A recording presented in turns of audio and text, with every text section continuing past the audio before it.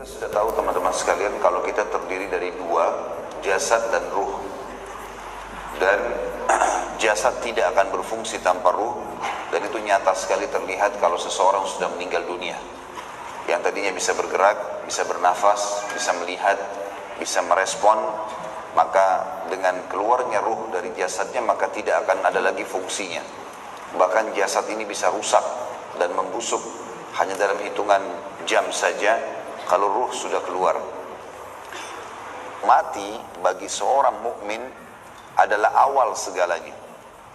Tidak ada yang perlu disedihkan.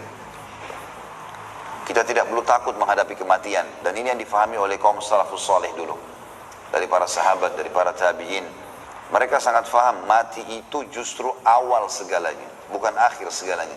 Karena dia akan pergi menuju kepada kehidupan abadi, dan apapun yang sudah dia usahakan selama di dunia, dia akan panen di sana. Maka mati sebuah kebahagiaan bagi orang beriman. Suka tidak suka dia akan datang, dan dia awal segalanya bagi orang beriman. Dia akan menjadi akhir segalanya itu bagi orang kafir. Akhir segalanya bagi dia, karena sudah tidak ada kesempatan untuk memperbaiki. Mereka akan menyesal. Makanya Allah ingatkan dalam ayat Al-Quran, A'udzubillahi minasyaitonirrajim, wala tamutunna illa wa antum muslimun. Jangan sampai kalian meninggal dunia kecuali dalam keadaan Islam. Itu sudah modal itu. Meninggal dalam keadaan kafir, selesai urusannya. Walaupun anaknya ingin berbakti, mau menyelamatkan orang tuanya, tidak akan mampu. Tidak ada yang bisa menolong lagi. Orang kafir dalam banyak ayat Al-Quran, wa na'udzubillah, mereka pada hari kiamat menyesal, tapi tidak ada gunanya lagi penyesalan tersebut. Makanya harus difahami poin-poin seperti ini. Kata Imam Qurtubi rahimahullah, proses keluarnya ruh dari jasad, pada bab ini kata beliau diterangkan bahwa menjelang dikeluarkan ruh seorang mukmin maupun kafir dari jasadnya, ada pemberitahuan terlebih dahulu, dan sesudah dicabut maka ruh itu akan dibawa naik ke langit. Ibnu Mubarak, atau nama beliau adalah Abdullah bin Mubarak, salah satu ulama tabi'in yang masyhur dengan keimanannya, berkata dari Haywah, dari Abu Sakhr, dari Muhammad bin Ka'ab al-Qurazi, apabila jiwa mukmin telah tergenang, maka datanglah kepadanya malaikat maut, lalu mengucapkan, Assalamu alayka, hai wali Allah. Allah mengucapkan salam untukmu. Kemudian dia pun mencabut nyawanya. Demikian sebagaimana dinyatakan dalam Al-Quran, dalam surah An-Nahl ayat 32. A'udzubillahi minasyaitonirrajim.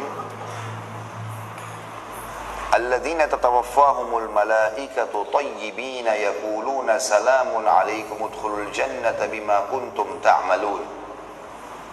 Orang-orang yang diwafatkan dalam keadaan baik oleh para malaikat, dan para malaikat mengatakan kepada mereka, salamun alaikum, keselamatan buat kalian. Masuklah kalian ke dalam surga, atau masuklah kamu dalam surga disebabkan apa yang telah kamu kerjakan.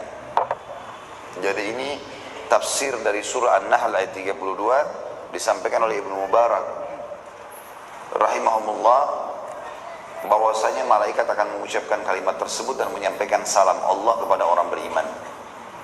Abdullah bin Mas'ud radhiyallahu anhu juga menjelaskan, apabila malaikat maut datang untuk mencabut ruh seorang mukmin, maka dia berkata kepadanya, Tuhanmu mengucapkan salam untukmu. Jadi karunia yang luar biasa. Kita kalau mendapatkan salam dari seseorang yang kita hormati, saya dari kalangan manusia sudah gembiranya luar biasa. Bagaimana orang beriman dalam kondisi dia ketakutan, ruhnya keluar, lalu dia mendapatkan salam dulu dari Allah, kemudian baru dicabut ruhnya. Kata sebagian ulama, ini semua agar memudahkan dia bisa menerima keputusan Allah untuk mencabut ruhnya. Karena memang ada proses sakarat, proses pencabutan ruh itu akan ada dari tubuh. Juga dalam ayat lain surah Al-Ahzab ayat 44, Allah subhanahu wa ta'ala berfirman, A'udzubillahi minasyaitonirrajim, tahiyyatuhum yawma yalqawnahu salam. Salam penghormatan kepada mereka, maksudnya orang-orang mukmin pada hari mereka menemuinya, ialah salam. Kata sebagian ulama tafsir, yang dimaksud adalah pada saat mulai mati itu, prosesi pencabutan ruh, maka akan ada kalimat sambutan meriah, keselamatan dan salam dari Allah untuk orang-orang beriman.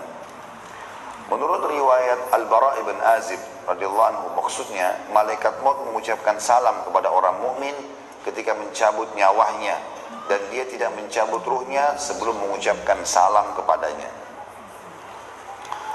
Sedangkan menurut Mujahid salah satu ulama tabi'in juga, orang mukmin diberi kabar gembira tentang kebaikan keadaan anak-anaknya kelak sehingga hatinya tenang. Maksudnya adalah makna daripada surah Al-Ahzab ini, dia sudah lihat malaikat, dia sudah tahu dia akan ke surga, maka menambah kegembiraannya menurut Mujahid bahwasanya Allah menyampaikan anak-anakmu nanti akan selamat bernama fulan, bernama fulan, bernama fulan, diberitahukan kepada dia sehingga menambah kegembiraannya.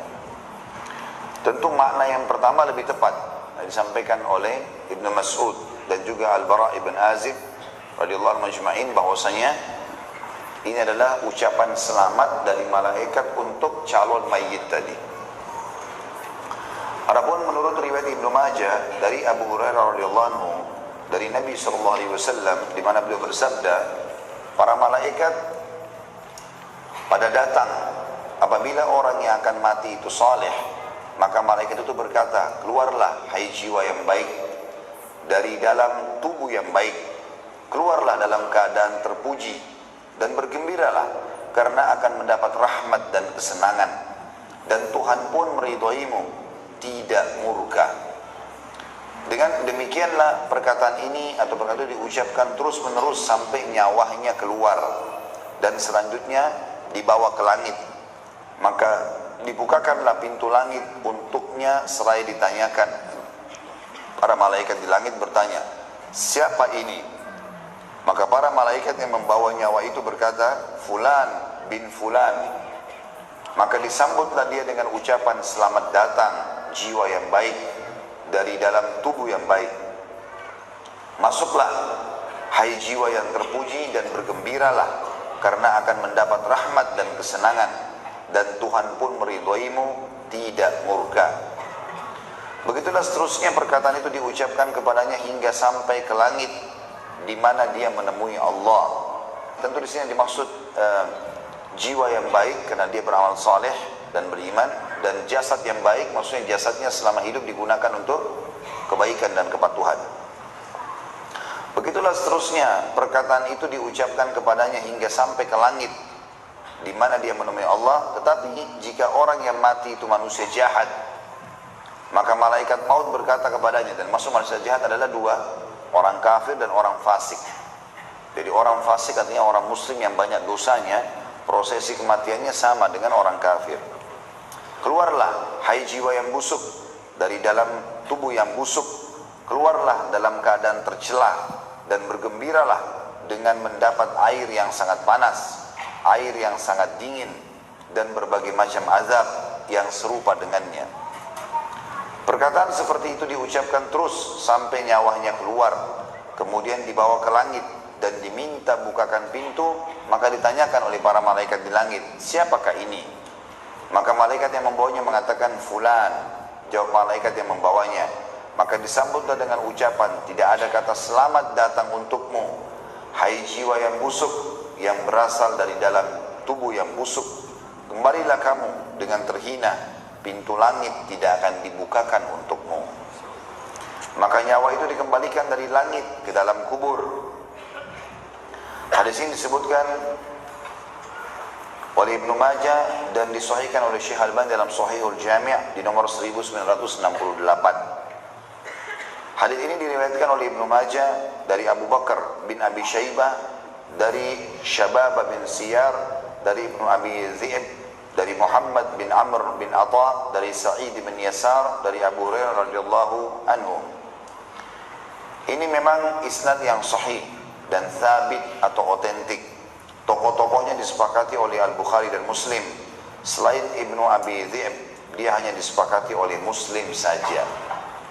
Maknanya adalah bahwasanya hadis ini sangat jelas, sahih, diterima oleh semua ulama, dan kaum muslimin harusnya meyakini dan mengkonsumsinya, dipakai dalam realita kehidupannya sehari-hari. Kalau memang orang mukmin akan seperti ini prosesi kematiannya, dan juga orang kafir dan fasik akan seperti itu.